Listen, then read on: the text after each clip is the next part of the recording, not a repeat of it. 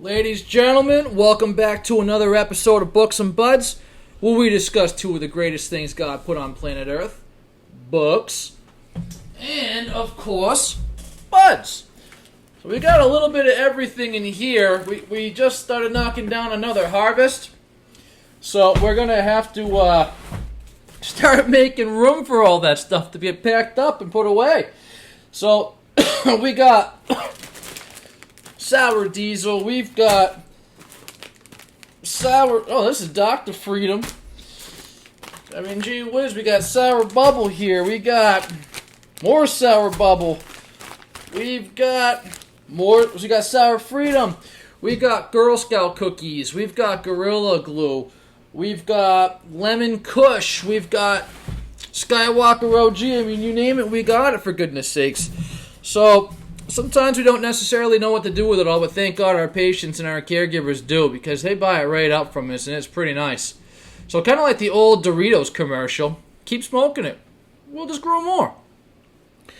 Alright, so that's it for that.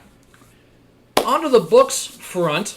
So I am a part of a romance box set. There's 26 of us, and we all were required to write novellas. Mine just so happens to be 19,000 words long, but they had to be between 15,000 words and 25,000 words. And there's 26 of us.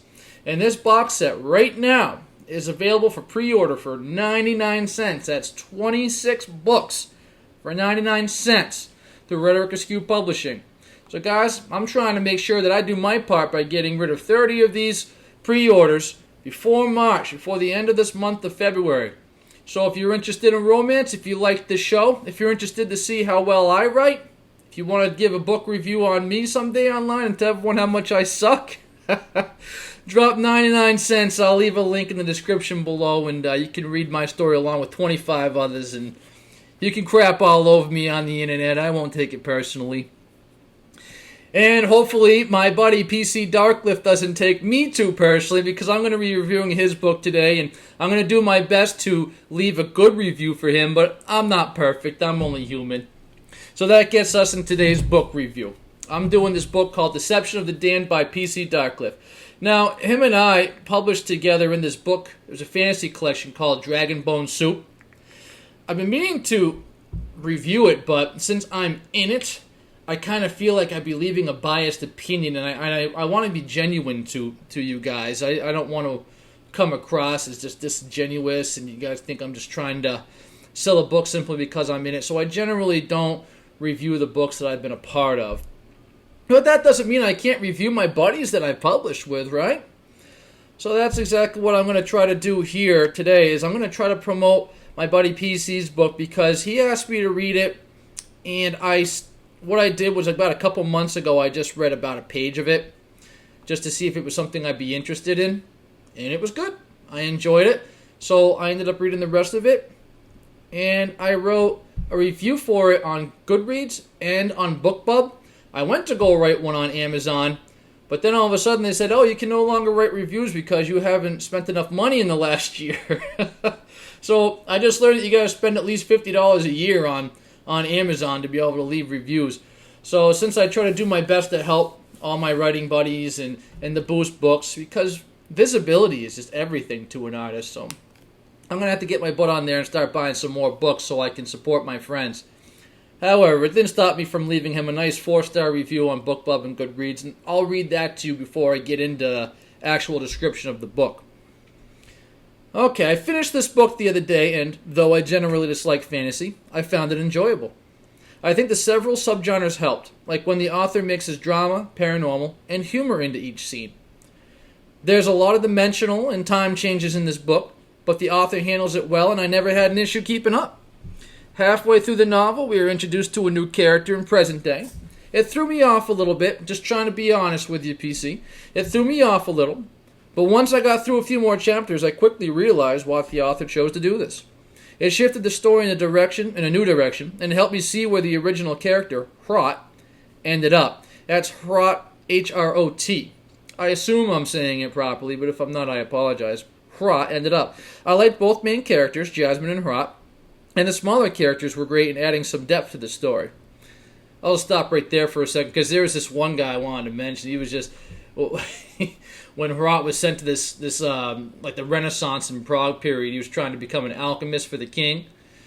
This one guy, he was just like he was just having sex with every woman in the village. He was just so funny, and he constantly had husbands after him or lovers after him for all of his sexual exploits, and he just had a lot of fun to the book with all of his stupidity. The guys couldn't control the sexual urges. He made me laugh several times. Anyways, where the hell was I? Oh yeah, all the smaller characters adding depth to the stories. I enjoyed all the fantastic elements and the supernatural elements. I enjoyed all the different scenes and settings, like Alaska and Prague. It was a globetrotter of a book. One last thing I'd like to add, I put that here in the review. There is a scene in this book where Herat is trapped in the realm of the emissary. I'll explain who the emissary is in a second in my review. And I got an incredible Lovecraft fix from it. I missed that kind of writing and relived a lot of memories from that scene. And that's true because, obviously, H.P. Lovecraft has been dead for some time now, and I'm not going to get any new material from him. So when I read that scene, it brought back a lot of memories of some great writing by H.P. Lovecraft. He was way ahead of his time, and, he was so far ahead of his time that you don't even get anybody really writing like him today. I think the closest we got, he heavily influenced Edgar Allan Poe, and he was a wonderful writer too, don't get me wrong, but he didn't have the same depth of darkness and just the demonic possession that H.P. Lovecraft seemed to have in his writing. And I really did enjoy a lot of his work, so thank you very much, PC, for bringing back those memories. Now on to the book. On to Deception of the Damned, which I will be leaving a link in the description where you can purchase a copy for yourself on Amazon. So this book starts off, it kind of has a prologue where this little girl is on vacation with her family, and she sees somebody that no one else can see. This person that she sees is so happy that someone can finally see him, and it kind of scares this little girl off. So that's where we're left off. We're left off going, okay, well, what was that all about? Because we don't really get back to find out what that's about till well over halfway through the book. Because right after that, the first half of the book is dedicated to this character, Herat. There's two main characters, as I explained earlier in my review on BookBub. There's Herat and Jasmine. Now, Herat, this is where I say it's different. It takes place in different times, so we go from what seems to be present day to back in time or whatever. And we're living in we're seeing Herat and his existence in this village. So he, unfortunately, lives with his entire family, extended family, mother, and everything else like that, in this tiny hut in a tiny village. Now, Herat's kind of a clumsy character. He's a bit of a square peg in a round hole type of a guy, and he just doesn't really fit in. And as a result, he just struggles to get by. He struggles to be happy. He struggles to do his part in the community to help out just in any way he can. He just can't get it done. Well, we have a lot of gods and demons in this particular book. It's a fantasy novel, basically, and these problems for Herat don't go unnoticed by the emissary, who, from what I can tell, just seems to be like a demonic god. He's just not a good person.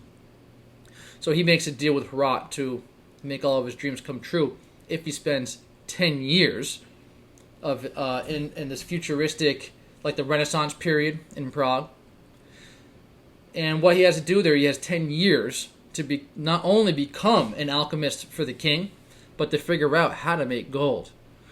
Now, he seems to be throwing all kinds of things in Herat's way after he chooses to make this deal. And it's interesting because Herat figures out a way to make things work enough where he works out another deal where he can continue living and not have to go into the realm I was explaining, the H.P. Lovecraft-like realm of the emissary. But he has to live as like a ghost where nobody can see him. So now he's living centuries of his life in this area. And that's where the first half of the book ends. And then all of a sudden, it's almost like a new book begins, because then we're introduced to this character in present day called Jasmine. Now, Jasmine is up in Alaska, and she's kind of she's a journalist, and she's uncovered who this nasty leader of a bike gang is up there in Alaska, and he knows that she's on to her, so he sends another biker out to assassinate her. What this other biker does, though, is he accidentally murders her husband. Now, she's really distraught about this, so she goes well out of her way. Like, he leaves the country to escape justice, and she follows him. She wants him brought to justice pretty bad. She was definitely in love with her husband and definitely hates this guy. And so she's one of these strong female character types. You know, she's pretty much running the show. It's pretty interesting because Rot is kind of the weak male figure, and Jasmine's the strong female lead. So they complement each other well in those ways. Anyways, Jasmine bites off a little more than she can chew, and she finds herself on the run for her life, where she finds herself in present-day Czech Republic, and that's where she meets Hrot. Because Hrot is now a ghost, like I explained, and she is a little bit touched with the ability to see him. So all of a sudden, the entire dynamic of the book changes. So they become good friends, her and this ghost Hrot. And now she decides that she wants to help him, so now it's her turn to make a deal with the emissary.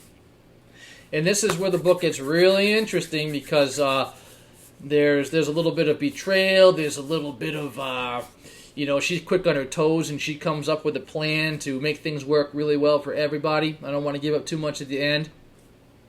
But PC did a very, very good job in wrapping this book up in a way that I think will please most readers. It might not please everybody. I mean, let's be realistic. There was one review I read on Amazon where one person just said the book was okay.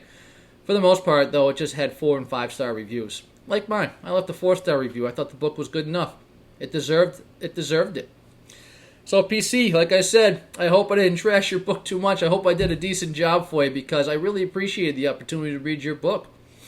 My book, Corpse Lily, will be coming out. It's like I said, it's been pushed back, I said in previous videos, because of this romance box set. I believe it's because the publishing company I write for, Rhetoric Askew, is trying to reach the bestseller list. So let's say it gets into the USA bestseller list. They're going to want to put that right on the cover of my book's Corpse Lily. So like I said before, I'll be leaving a link to PC Darkcliff's book, The Deception of the Damned, in the description below. And I'll also be leaving a link to where you can find a pre-order from Askew Ever After. It's the collection of 26 novellas, all romance. So it's all for 99 cents, guys. So pre-order away. Help out a fellow author. 99 cents, I mean, there's no reason not to. It's a lot of books for very little money. You know what I'm saying? It's less than a cup of coffee at Cumberland Farms, or I don't know where the hell you're from, but up here in Maine, Cumberland Farms is a really cheap place to get a really good cup of coffee. So, 99 cents. Get a whole bunch of books for 99 cents. You can leave me a review. You can post one on YouTube if you like, just like I do. You can tell me how much I suck. I won't take any offense, everybody, because I love you. You tuned into my station. There's a whole ton of these stations out there just reviewing books just like I do. For some reason you clicked on mine, so I just love you. You can leave a crappy review for me all you want. I'm not going to stop loving you guys. You stay cool. Keep reading. We'll talk to you next time.